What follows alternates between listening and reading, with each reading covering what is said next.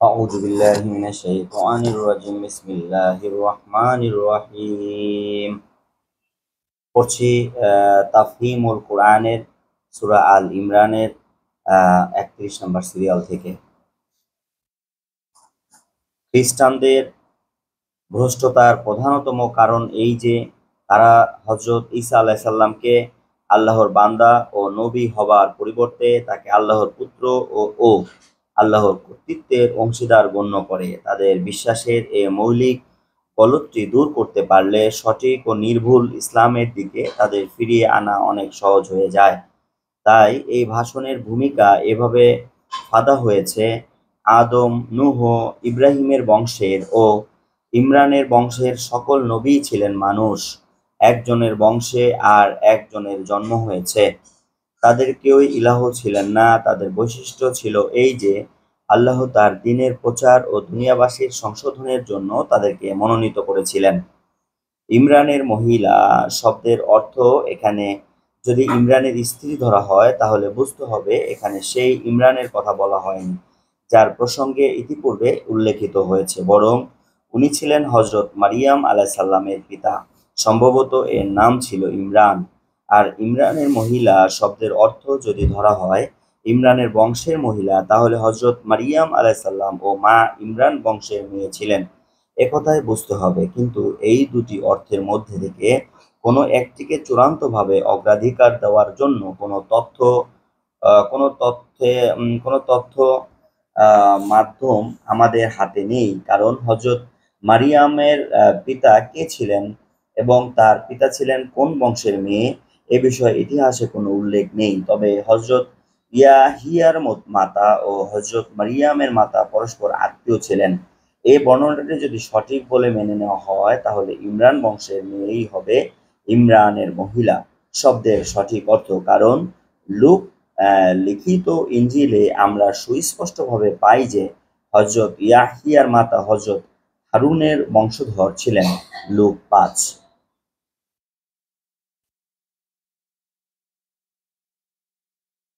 অর্থাৎ তুমি নিজের বান্দাদের প্রার্থনা শুনে থাকো এবং তাদের মনের অবস্থা জানো। অর্থাৎ মেয়েরা এমন অনেক প্রাকৃতিক দুর্বলতা ও তামাদ্দুক বিধি নিষেধের আওতাধীন থাকে যেগুলো থেকে ছেলেরা থাকে মুক্ত। কাজেই ছেলে জন্ম নিলে আমি যে উদ্দেশ্যে নিজের সন্তান তোমার পথে উৎসর্গ করতে চেয়েছিলাম তা ভালোভাবে পূর্ণ হতো।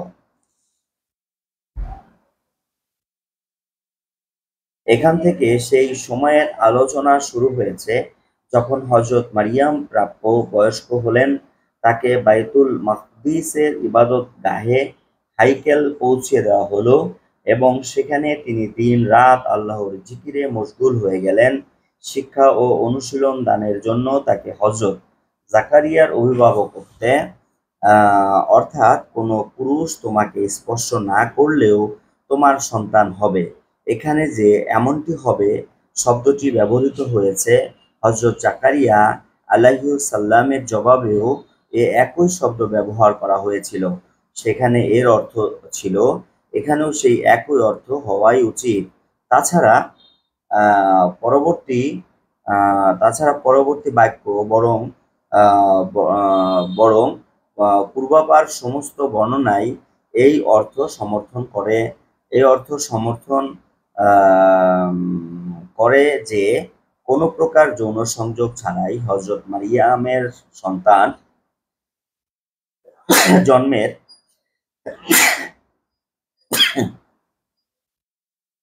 আলহামদুলিল্লাহ সুসংবাদ দেওয়া হয়েছিল। আর আসলে এভাবেই হযরত ঈসা আলাইহিস সালাম এর জন্ম হয়েছিল।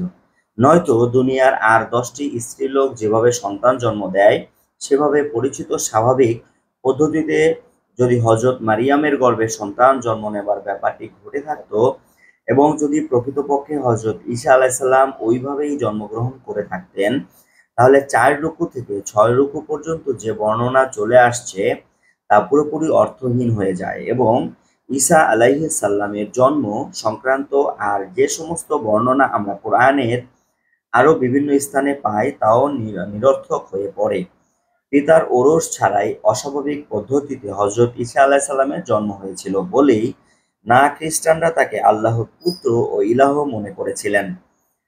আর একজন কুমারী মেয়ের সন্তান প্রসব করেছে, এই ঘটনা প্রত্যক্ষ করেই তো ইহুদিরা তার প্রতি দোষারোপ করেছিল। যদি এটা আদতে কোনো সত্য ঘটনাই না হয়ে থাকে, তাহলে ওই দুটি দলের চিন্তার প্রতিবাদ প্রসঙ্গে কেবল এতটুকুই বলে দেওয়াই যথেষ্ট হতো যে, তোমরা ভুল বলছো, সে মেয়েটি ছিল বিবাহিতা, অমুক ব্যক্তি ছিল তার স্বামী এবং তারই ওরসে ঈশার জন্ম হয়েছিল। এই সংক্ষিপ্ত চৌম্বক কথা কটি বলার পরিবর্তে এত দীর্ঘ ভূমিকা ফাঁদার, পেঁচিয়ে পেঁচিয়ে কথা বলার এবং সোজাসুজি অমুক ব্যক্তির পুত্র ঈসা বলার পরিবর্তে মারিয়ামের পুত্র ঈসা বলার কি প্রয়োজন ছিল?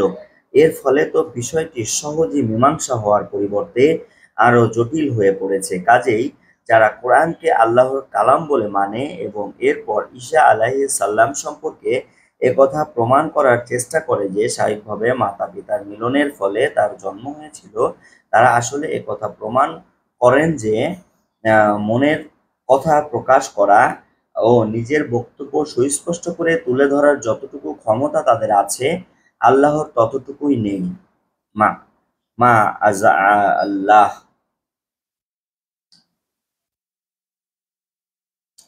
অর্থাৎ যদি তোমরা হককে মেনে নিতে প্রস্তুত হয়ে যাও এবং হঠধর্মী না হও, তাহলে সমগ্র বিশ্বজাহানের স্রষ্টা ও সার্বভৌম ক্ষমতার অধিকারী আল্লাহ যে আমাকে পাঠিয়েছেন, এ বিষয়টি মেনে নেওয়ার এবং এ ব্যাপারে তোমাদের নিশ্চিন্ত করার জন্য এ নিশানিগুলোই যথেষ্ট।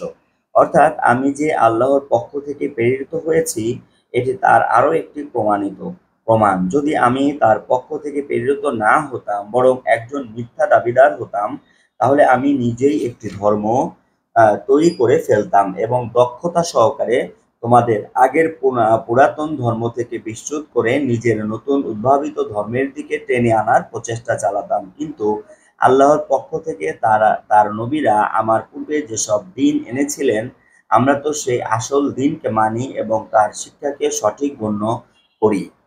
বর্তমানে প্রচলিত ইনজিল থেকেও একথা সুস্পষ্টভাবে প্রমাণিত হয় যে মুসা আলাইসাল্লাম ও অন্যান্য নবীগণ যে দিনের প্রচার করেছিলেন, হযরত ঈসা আলাইসাল্লাম সেই একই দিনের প্রচারক ছিলেন। যেমন মথির বর্ণনা মতে পাহাড় থেকে প্রদত্ত ভাষণে ঈসা আলাইসাল্লাম পরিষ্কার বলেন, একথা মনে করো না যে আমি তাওরাত বা নবীদের কিতাব রহিত করতে এসেছি, রহিত করতে নয় বরং সম্পূর্ণ করতে এসেছি। 5-17। একজন ইহুদি আলেম হযরত ঈসা আলাইসাল্লামকে জিজ্ঞাসা করলেন, দ্বীনের বিধানের মধ্যে সর্বগ্রগণ্য হুকুম কোনটি? জবাবে তিনি বললেন, তোমার সমস্ত অন্তঃকরণ, তোমার সমস্ত প্রাণ ও তোমার সমস্ত মন দিয়ে তোমার ঈশ্বর প্রভুকে প্রেম করবে, এটি মহৎ ও প্রথম হুকুম। আর দ্বিতীয়টি এর মূল্য, তোমার প্রতিবেশীকে নিজের মতো করে ভালোবাসবে। এ দুটি হুকুমের উপরই সমস্ত তাওরাত ও নবী রাসূলদের সহিফা ও গ্রন্থসমূহ নির্ভরশীল। মথি 22:37-40। আবার হযরত ঈসা আলাইহিস সালাম তার শিষ্যদের বলেন, ধর্মগুরু ও ফরিসিরা মুসার আসনে বসেছে, তারা তোমাদের যা কিছু বলে তা পালন করো ও মানো, কিন্তু তাদের মতো কাজ করো না, কারণ তারা বলে কিন্তু করে না। মথি 23:2-3। অর্থাৎ তোমাদের মূর্খদের কাল্পনিক বিশ্বাস, ফকিহদের আইনের চুলচেরা বিশ্লেষণ, বৈরাগ্যবাদীদের কৃচ্ছ সাধনা এবং অমুসলিম জাতিদের তোমাদের উপরে প্রাধান্য ও শাসন প্রতিষ্ঠার কারণে তোমাদের আল্লাহ প্রদত্ত আসল শরিয়াতের উপরে যেসব বিধি বন্ধনের বাড়তি বোঝা আরোপিত হয়েছে, আমি সেগুলো রহিত করব এবং আল্লাহ যেগুলো হালাল বা হারাম গণ্য করেছেন, সেগুলোই আমি তোমাদের জন্য হালাল ও হারাম গণ্য করব। এ থেকে জানা গেল, অন্যান্য সকল নবীদের মতো হযরত ঈসা আলাইসাল্লাম এর দাওয়াতের 3টি মৌলিক বিষয়বস্তু ছিল। এক, সার্বভৌম কর্তৃত্ব, যার দাসত্ব ও বন্দেগী করতে হবে এবং যার প্রতি আনুগত্যের ভিত্তিতে নৈতিক ও তামাত্মিক ব্যবস্থা প্রতিষ্ঠিত করতে হবে, তা একমাত্র আল্লাহর জন্য নির্ধারিত বলে স্বীকার করতে হবে। 2, ওই সার্বভৌম ক্ষমতার অধিকারীর প্রতিনিধি হিসাবে নবীর নির্দেশের আনুগত্য করতে হবে। ৩. মানুষের জীবনকে হালাল হারাম এবং বৈধতা ও অবৈধতা, বিধি নিষেধে আবদ্ধকারী আইন ও বিধিবিধান একমাত্র আল্লাহ দান করবেন। অন্যদের চাপানো সমস্ত আইন ও বিধিবিধান বাতিল করতে হবে। কাজেই হজরত ঈসা আলাইসাল্লাম, হজরত মুসা আলাইসাল্লাম, হজরত মুহাম্মদ সাল্লাল্লাহু আলাইহি ওয়াসাল্লাম ও অন্যান্য নবীদের মিশনের মধ্যে আসলে সামান্যতম পার্থক্যও নেই। যারা বিভিন্ন নবীর মিশন বিভিন্ন বলে গণ্য করেছেন এবং তাদের মিশনের উদ্দেশ্য ও প্রকৃতির মধ্যে পার্থক্য দেখিয়েছেন, তারা মারাত্মক ভুল করেছেন। বিশ্বজাহানের সার্বভৌম কর্তৃত্বের অধিকারীর পক্ষ থেকে তার প্রজাদের দিকে যে ব্যক্তি নিযুক্ত হয়ে আসবেন, তার আসার উদ্দেশ্য এছাড়া আর কিছুই হতে পারে না যে তিনি প্রজাদেরকে নাফরমানি, স্বেচ্ছাচারিতা ও শিরক অর্থাৎ সার্বভৌম ও প্রভুত্ব ও ক্ষমতার অধিকারী হিসাবে বিশ্বজাহানের একচ্ছত্র মালিক ও প্রভু আল্লাহর সাথে আর কাউকে অংশীদার করা এবং নিজের বিশ্বস্ততা ও ইবাদত বন্দিগিকে তাদের মধ্যে বিভক্ত করে দেওয়া থেকে বিরত রাখবেন এবং আসল ও প্রকৃত মালিকের নির্ভেজাল আনুগত্য, দাসত্ব, পূজা আর আরাধনা ও বন্দেগী করার আহ্বান জানাবেন। দুঃখের বিষয়, ঈসা আলাইসাল্লাম এর মিশনকে উপরে কোরআনে যেমন সুস্পষ্টভাবে বর্ণনা করা হয়েছে, বর্তমান ইনজিলে তেমনটি করা হয়নি। তবুও উপরে যে 3টি মৌলিক বিষয়গুলো বর্ণিত হয়েছে তা বিক্ষিপ্তভাবে ইশারা ইঙ্গিতের আকারে হলেও বর্তমানে ইনজিলে দেখতে পাওয়া যায়। যেমন হজরত ঈসা আলাইসাল্লাম একমাত্র আল্লাহর বন্দেগীর দাওয়াত দিয়েছিলেন, একথা ইনজিলের নিম্নোক্ত ইঙ্গিত থেকে সুস্পষ্ট হয়। তোমার ঈশ্বর প্রভুকে প্রণিপাত সিজদা করো এবং একমাত্র তারই আরাধনা করো। মথি 4:10। তিনি যে কেবল এরই দাওয়াত দিয়েছিলেন তা নয়, বরং তার সমস্ত প্রচেষ্টার উদ্দেশ্যই ছিল আকাশ রাজ্যে যেমন সার্বভৌম ক্ষমতা সম্পন্ন আল্লাহর নিরঙ্কুশ আনুগত্য প্রতিষ্ঠিত হয়েছে, অনুরূপভাবে পৃথিবীতেও একমাত্র তারই শরীয়তি বিধানের আনুগত্য প্রতিষ্ঠিত হতে হবে। তোমার রাজ্য আসুক, তোমার ইচ্ছা যেমন আকাশে পূর্ণ হয় তেমনি পৃথিবীতেও পূর্ণ হোক। মথি 6:10। আবার ঈসা আলাইহিসসালাম নিজেকে নবী ও আসমানি রাজত্বের প্রতিনিধি হিসাবে পেশ করতেন এবং এ হিসাবেই লোকদেরকে নিজের আনুগত্য করার দাওয়াত দিতেন। তার ভারসাম্যপূর্ণ বক্তব্যগুলো থেকে জানা যায় তিনি নিজের জন্মভূমি নাজারাতে নিজের দাওয়াতের সূচনা করলে তার আত্মীয় স্বজন ও শহরবাসীরাই তার বিরোধিতায় নেমে পড়ে। এ সম্পর্কে মথি, মার্ক ও লুক একযোগে বর্ণনা করেছেন যে নবী তার স্বদেশে জনপ্রিয় হন না। তারপর জেরুজালেমে যখন তার হত্যার চক্রান্ত চলতে লাগলো এবং লোকেরা তাকে অন্য কোথাও চলে যাবার পরামর্শ দিল, তখন তিনি জবাব দিলেন, নবী জেরুজালেমের বাহিরে মৃত্যুবরণ করবে, এটা সম্ভব নয়। লোক 13-33। শেষবার যখন তিনি জেরুজালেম প্রবেশ করেছিলেন, তখন তার শিষ্যবর্গ উচ্চস্বরে বলতে লাগলো, ধন্য সেই রাজা যিনি প্রভুর নামে আসছেন। একথা ইহুদি আলেমরা অস্পষ্ট হলেন এবং তারা হজরত ঈসাকে বললেন, আপনার শিষ্যদের মুখ বন্ধ করুন। হজরত ঈসা বললেন, ওরা যদি মুখ বন্ধ করে তাহলে পাথরগুলো চিৎকার করে উঠবে। লুক 13:38-40। আর একবার তিনি বললেন, হে শ্রমজীবীরা, হে ভার বহনে পিষ্ট লোকেরা, সবাই আমার কাছে এসো, আমি তোমাদের বিশ্রাম দান করব। আমার জোয়াল তোমাদের কাঁধে উঠিয়ে নাও, আমার জোয়াল সহজে বহনীয় এবং আমার বোঝা হালকা। মথি 11:28-30। এছাড়া ঈসা আলাইসাল্লাম মানব রচিত আইনের পরিবর্তে আল্লাহ প্রদত্ত আইনের আনুগত্য করতে চাইতেন এবং একথাও মথি ও মার্কের বর্ণনা থেকে সুস্পষ্ট রূপে প্রকাশিত হয়। তাদের বর্ণনায় সার নির্যাস হচ্ছে, ইহুদি আলেমগণ অভিযোগ করলেন, আপনার শিষ্যরা পূর্ববর্তী সম্মানীয় বুজুর্গদের ঐতিহ্যের বিপরীত হাত না ধুয়েই আহার করে কেন? হজরত ঈসা আলাইসাল্লাম এর জবাবে বললেন, তোমাদের মতো রিয়াকারদের অবস্থা হচ্ছে ঠিক তেমনি যেমন হজরত ইয়াহিয়া নবীর কণ্ঠে তিরস্কার করা হয়েছে। এই উম্মত মুখে আমার প্রতি মর্যাদার বাণী উচ্চারণ করে, কিন্তু তাদের হৃদয় আমার থেকে দূরে, কারণ এরা এরা মানবিক বিধানের শিক্ষা দেয়। তোমরা আল্লাহর হুকুমকে বাতিল করে থাকো এবং নিজেদের বানোয়াট আইনকে প্রতিষ্ঠিত রাখো।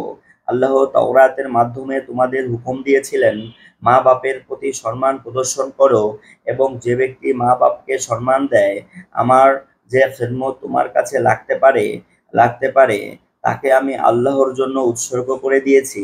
তার জন্য মা বাপের খেদমত না করা সম্পূর্ণ বৈধ। মথি 15:3-9, মার্ক 7:5-13।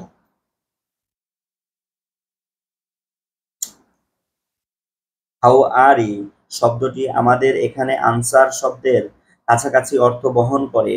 বাইবেলে সাধারণভাবে হাওয়ারির পরিবর্তে শিষ্যবৃন্দ শব্দ ব্যবহৃত হয়েছে। কোনো কোনো স্থানে তাদের রসুলও বলা হয়েছে, কিন্তু রসুল এই অর্থে যে ঈসা আলাইসাল্লাম তাদেরকে দিন প্রচারের জন্য পাঠাতেন। আল্লাহ তাদেরকে রসুল হিসেবে নিযুক্ত করেছেন, এই অর্থে রসুল বলা হয়নি। ইসলাম প্রতিষ্ঠার কাজে অংশগ্রহণকে কোরআন মাজিদের অধিকাংশ স্থানে আল্লাহকে সাহায্য করা হিসাবে উল্লেখ করা হয়েছে। এটি অবশ্যই একটি ব্যাখ্যা সাপেক্ষ বিষয়। জীবনের যে পরিসরে আল্লাহ মানুষকে ইচ্ছা ও সংকল্পের স্বাধীনতা দান করেছেন, সেখানেই তিনি নিজের উলুহিয়াতের শক্তি ব্যবহার করে কুফর বা ঈমান, বিদ্রোহ বা আনুগত্যের মধ্য থেকে কোনো একটির পথ অবলম্বন করার জন্য মানুষকে বাধ্য করেননি।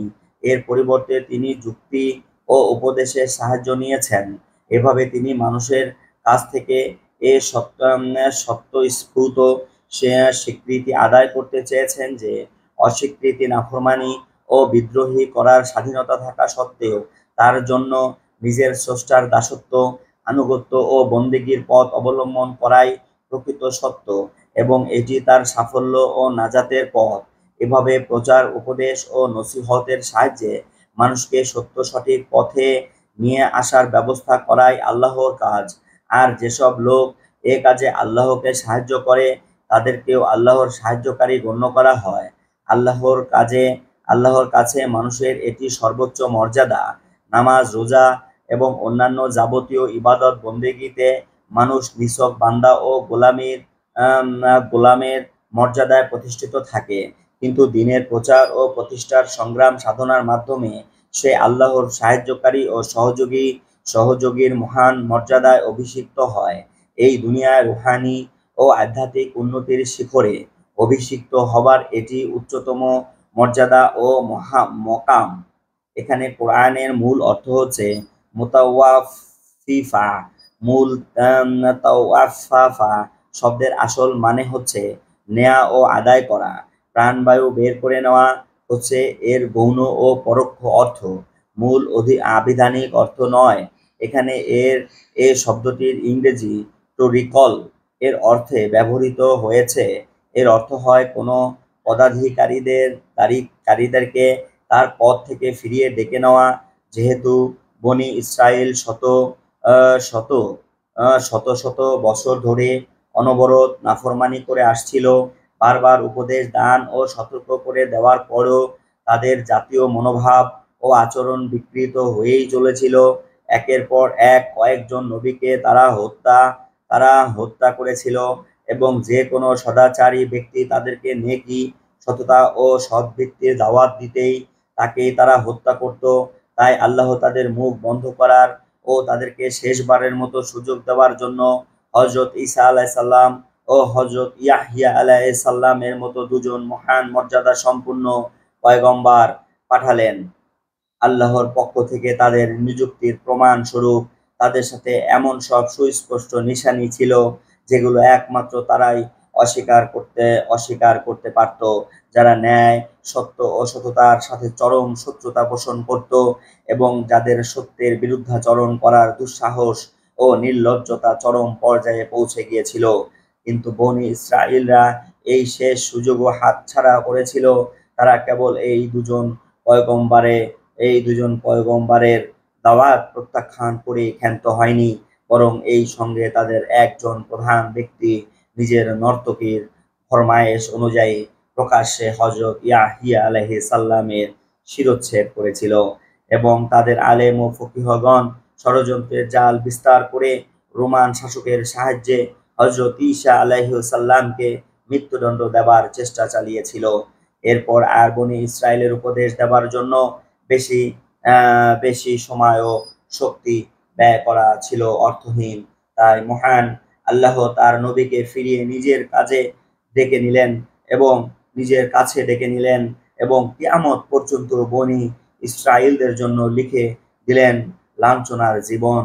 এখানে অবশ্যই একথা অনুধাবন করতে হবে যে কোরআনের এই সমগ্র ভাষণ আসলে খ্রিস্টানদের ঈসার ইলাহ হওয়ার আকীদার প্রতিবাদ ও সংশোধনের উদ্দেশ্যে ব্যক্ত হয়েছে। খ্রিস্টানদের মধ্যে এই আকীদার জন্মের মূলে ছিল তিনটি গুরুত্বপূর্ণ কারণ। এক, হযরত ঈসার অলৌকিক জন্ম। দুই, তার সুস্পষ্ট অনুভূত মুজিজাসমূহ। তিন, তার আকাশের দিকে উঠিয়ে নেওয়া। তাদের বইপত্রে পরিষ্কার ভাষায় এ ঘটনার উল্লেখ পাওয়া যায়। কোরআন প্রথম কথাটিকে সত্য বলে ঘোষণা করেছে। কোরআনের বক্তব্য হচ্ছে হযরত ঈসা আলাইহিস সালাম পিতা ছাড়াই জন্মগ্রহণের নিছক আল্লাহর কুদরতের প্রমাণ ছাড়া আর কিছুই নয়। আল্লাহ যাকে যেভাবে ইচ্ছা সৃষ্টি করে থাকেন। এই অস্বাভাবিক জন্মের কারণে একথা প্রমাণ হয় না যে হযরত ঈসা আলাইহিস সালাম ছিলেন বা উলুহিয়াতের কর্তৃত্বে তার কোনো অংশীদারিত্ব ছিল। দ্বিতীয় কথাটিতেও কোরআন সত্য বলে ঘোষণা করেছে। কোরআন হযরত ঈসার মুজিজাগুলো একটি একটি করে বর্ণনা করেছে, কিন্তু এখানে সুস্পষ্ট করে বলে দেওয়া হয়েছে যে এই সমস্ত কাজই তিনি আল্লাহর হুকুমে সম্পাদন করেছিলেন। তিনি নিজে অথবা নিজের শক্তিকে কিছুই করেননি। কাজেই এগুলোর মধ্য থেকে কোনো একটির ভিত্তিতেই এই ফল লাভ করা যেতে পারে না যে উলুহিয়াতের কর্তৃত্ব ও কার্যকলাপে হযরত ঈসার কোনো অংশ ছিল। এখন তৃতীয় কথাটি সম্পর্কে খ্রিস্টানদের বর্ণনাগুলো যদি একেবারেই ভুল বা মিথ্যা হতো, তাহলে তাদের ঈসার ইলাহ হবার আকীদাটির প্রতিবাদ করার জন্য পরিষ্কারভাবে একথা বলে দেওয়া অপরিহার্য ছিল যে যাকে তোমরা ইলাহর পুত্র বা ইলাহ বলছো, সে তো কবে মরে মাটির সাথে মিশে গেছে। আর যদি এজন্য অধিকতর নিশ্চিন্ত হতে চাও, তাহলে অমুক স্থানে গিয়ে তার কবরটি দেখো। কিন্তু এ কথা না বলে কোরআন কেবল তার মৃত্যুর ব্যাপারটি অস্পষ্ট রেখেই থেমে যায়নি, বরং এবং তার অদৃশ্য হয়ে যাওয়া সম্পর্কে কেবল এমন শব্দ ব্যবহার করেননি যার ফলে কমপক্ষে তাকে জীবিত উঠিয়ে নেওয়ার অর্থের সম্ভাবনা থেকে যায়। বরং খ্রিস্টানদের সুস্পষ্টভাবে একথা বলে দেয় যে ঈসাকে আত্মে শুলে চড়ানোই হয়নি, অর্থাৎ যে ব্যক্তি শেষ সময়ে এইলি এই এইলি লিমা সাবাত্তানি অর্থাৎ ঈশ্বর কেন আমাকে পরিত্যাগ করেছে বলেছিল এবং যার শুলে চড়াবার দৃশ্যের ছবি নিয়ে তোমরা ঘুরে বেড়াও, সে ঈসা ছিল না। ঈসাকে আল্লাহ তার আগে উঠিয়ে নিয়েছিলেন। এ ধরনের বক্তব্য পেশ করার পর যে ব্যক্তি কোরআনের আয়াত থেকে হযরত ঈসা আলাইহিস সালাম এর মৃত্যুর অর্থ বের করার চেষ্টা করে, সে আসলে এই কথা প্রমাণ করার চেষ্টা করে যে আল্লাহ পরিষ্কার ভাষায় নিজের বক্তব্য প্রকাশ করার ক্ষমতা রাখেন না। নাউযুবিল্লাহ মিন যালিক। অস্বীকারী বলতে এখানে ইহুদিদেরকে বোঝানো হয়েছে। হযরত ঈসা আলাইহিস সালাম তাদেরকে ঈমান আনার দাওয়াত দিয়েছিলেন এবং তারা তা প্রত্যাখ্যান করেছিল। বিপরীত পক্ষে তার অনুসারী বলতে যদি সঠিক, যথার্থ ও নির্ভুল অনুসারী ধরা হয়, তাহলে কেবল মুসলমানরাই তার অন্তর্ভুক্ত হতে পারে। আর যদি এর অর্থ হয় মোটামুটি যারা তাকে মেনে নিয়েছিল, তাহলে এর মধ্যে খ্রিস্টান ও মুসলমান উভয়ই শামিল হবে। অর্থাৎ যদি নিছক অলৌকিক জন্মলাভ কারো খোদা বা খোদার পুত্র হবার যথেষ্ট প্রমাণ বলে বিবেচিত হয়ে থাকে, তাহলে সর্বপ্রথম তোমাদের আদম সম্পর্কেই এহেন আকীদা পোষণ করা উচিত ছিল। কারণ ঈসা কেবল বিনা পিতায় জন্মগ্রহণ করেছিলেন, কিন্তু আদম জন্মগ্রহণ করেছিলেন পিতা ও মাতা উভয়ের সাহায্য ছাড়াই। এই পর্যন্তকার ভাষণে যেসব মৌলিক বিষয় খ্রিস্টানদের সামনে পেশ করা হয়েছে, সেগুলোর সংক্ষিপ্ত সার ক্রমানুসারে নিচে দেওয়া হলো।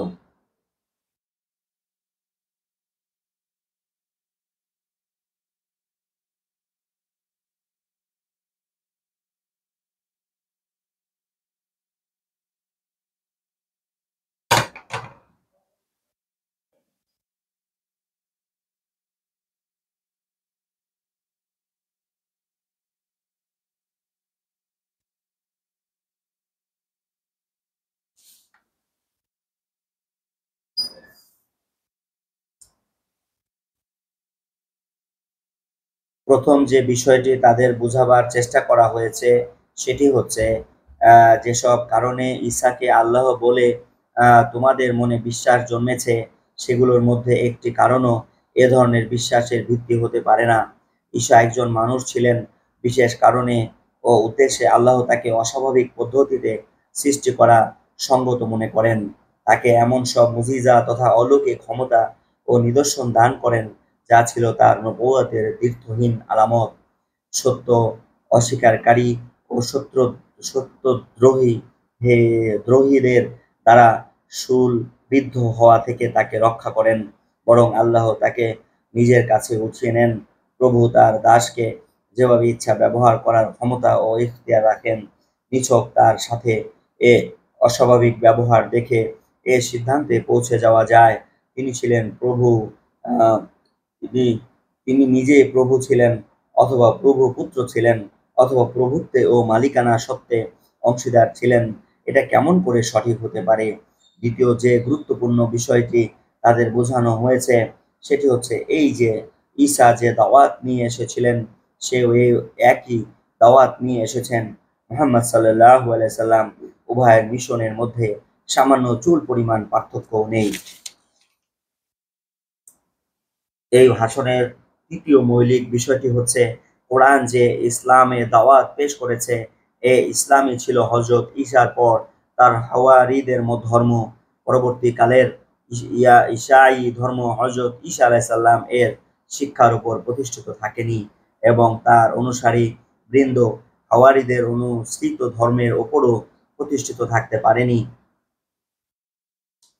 প্রশংসার মীমাংসার এই পদ্ধতি উপস্থাপন করার উদ্দেশ্য ছিল আসলে একথা প্রমাণ করা যে নাজরানের প্রতিনিধি দল জেনে বুঝে হঠধর্মিতার পথ অবলম্বন করছে। উপরের ভাষণে যেসব কথা বলা হয়েছে তার একটিরও জবাব তাদের কাছে ছিল না। খ্রিস্টানদের আকীদাগুলোর মধ্যে থেকে কোনো একটির পক্ষেও তারা নিজেদের পবিত্র গ্রন্থ ইনজিল থেকে এমন কোনো সনদ আনতে পারছিল না যার ভিত্তিতে পূর্ণ বিশ্বাসের সাথে তারা এ দাবি করতে পারত যে তাদের বিশ্বাস প্রকৃত সত্যের সাথে পূর্ণ সামঞ্জস্যশীল এবং সত্য কোনো ক্রমেই তার বিরোধী নয়। তাছাড়া নবী সাল্লাল্লাহু সাল্লামের চরিত্র মাধুর্য এবং তার শিক্ষা ও কার্যাবলী দেখে প্রতিনিধি দলের অধিকাংশ সদস্যর মনে তার নবুয়তের প্রতি বিশ্বাসও জন্মে গিয়েছিল, অথবা কমপক্ষে তার নবুয়ত অস্বীকার করার ভীত নড়ে উঠেছিল। তাই যখন তাদের বলা হলো আচ্ছা, যদি তোমাদের বিশ্বাসের সত্যতার উপরে পূর্ণ ঈমান থাকে তাহলে এসো আমাদের মোকাবেলায় এ দোয়া করো যে যে মিথ্যবাদী হবে তার উপরে আল্লাহর লানত বর্ষিত হোক, তখন তাদের একজনও মোকাবেলায় এগিয়ে এলো না। এভাবে সমগ্র আরববাসীর সামনে একথা পরিষ্কার হয়ে গেল যে নাজরানের খ্রিস্টবাদের যেসব পুণ্যাত্ম পাদ্রী ও যাজকের পবিত্রতার প্রভাব বহুদূর বিস্তৃত, তারা আসলে এমন সব আকীদা বিশ্বাস পালন করে আসছে যেগুলোর সত্যতার প্রতি তাদের নিজেদেরও পূর্ণ আস্থা নেই। এখান থেকে তৃতীয় ভাষণ শুরু হচ্ছে। এর বিষয়বস্তু আলোচনা করলে মনে হয় এটা বদর ও অহুদের যুদ্ধের মাঝামাঝি সময়ে নাজিল হয়েছিল, কিন্তু এই তিনটি ভাষণের মধ্যে অর্থের দিক দিয়ে ঘনিষ্ঠতম সম্পর্ক পাওয়া যায়, যার ফলে সূরার শুরু থেকে নিয়ে এখান পর্যন্ত কোথাও বক্তব্যের মধ্যে কোনো সম্পর্কচ্ছেদ ঘটেনি। এই জন্য কোনো কোনো তাফসির কার সন্দেহ করেছেন যে এই পরবর্তী আয়াতগুলো নাজরানের প্রতিনিধি দলের সাথে সম্পর্কিত ভাষণেরই অংশ বিশেষ। কিন্তু এখান থেকে যে ভাষণ শুরু হচ্ছে তার ধরন দেখে পরিষ্কার বোঝা যাচ্ছে যে এখানে ইহুদিদেরকে সম্বোধন করা হয়েছে, অর্থাৎ এমন একটি বিশ্বাসের প্রশ্নে একমত হয়ে যাওয়া যার প্রতি আমরা ঈমান এনেছি এবং তোমরাও যার নির্ভুলতার অস্বীকার করতে পারো না। তোমাদের নবীদের এ বিশ্বাসের কথায় প্রচারিত হয়েছে, তোমাদের পবিত্র কিতাবগুলোতে এরই শিক্ষা দেওয়া হয়েছে। অর্থাৎ তোমাদের ইহুদিবাদ ও ও খ্রিস্টবাদ তাওরাত ও ইনজিল নাজিলের পরে সৃষ্টি হয়েছে। আর ইব্রাহিম আলাইসাল্লাম যে ধর্মের উপরে প্রতিষ্ঠিত ছিলেন সেটি ইহুদিবাদ ও খ্রিস্টবাদ ছিল না। এরপর যদি হযরত ইব্রাহিম আলাইসাল্লাম সত্য সঠিক পথে থেকে থাকে এবং নাজাত লাভ করে থাকে, তাহলে নিঃসন্দেহে এ কথা প্রমাণ হয় যে মানুষের সত্য সঠিক পথে থাকা ইহুদিবাদ ও খ্রিস্টবাদের অনুস্মৃতির উপরে নির্ভরশীল নয়। সূরা আল বাকারা ১৩৫ ও ১৪১ টিকা দেখুন। আসলে এখানে হানিফ শব্দ ব্যবহার করা হয়েছে। এর অর্থ হয় এমন ব্যক্তি যে সব দিক থেকে মুখ ফিরিয়ে নিয়ে একটি বিশেষ পথে চলে। এ অর্থটিকে আমরা একনিষ্ঠ মুসলিম শব্দের মধ্যে আনার চেষ্টা করেছি। এই বাক্যটির আরো একটি অনুবাদও হতে পারে, যেটি হচ্ছে, তোমরা নিজেরা সাক্ষ্য দিচ্ছ উভয় অবস্থাতেই মূল অর্থের উপরে কোনো প্রভাব পড়ে না।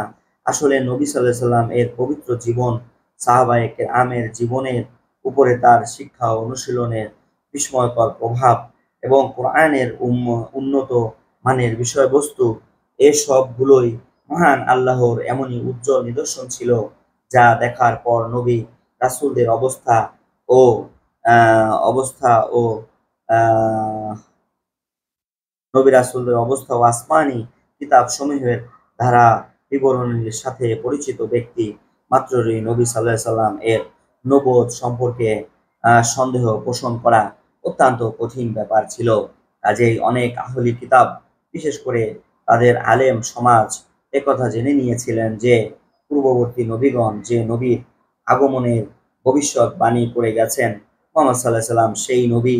এমনকি কখনো কখনো সত্যের প্রবল শক্তির চাপে বাধ্য হয়ে তারা নবী সাল্লাল্লাহু আলাইহি সাল্লাম এর সত্যতা ও তার উপস্থাপিত শিক্ষাকে সত্য বলে স্বীকার করে নিত।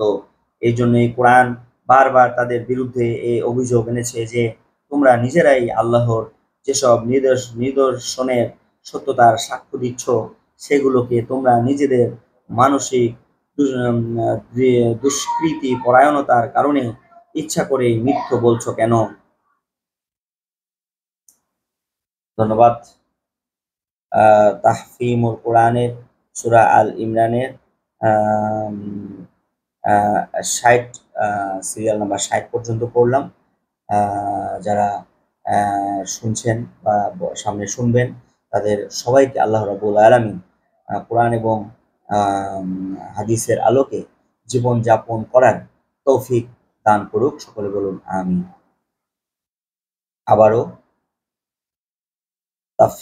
তাফহিমুল কোরআনের সূরা আল ইমরানের ৬১ সিরিয়াল থেকে পড়ার আশাবাদ ব্যক্ত করে আজকের মতো ভিডিও এখানেই শেষ করছি। সকলে ভালো থাকুন, সুস্থ থাকুন এবং নিরাপদে থাকুন। আসসালামু আলাইকুম ওয়া রাহমাতুল্লাহি ওয়া বারাকাতুহু।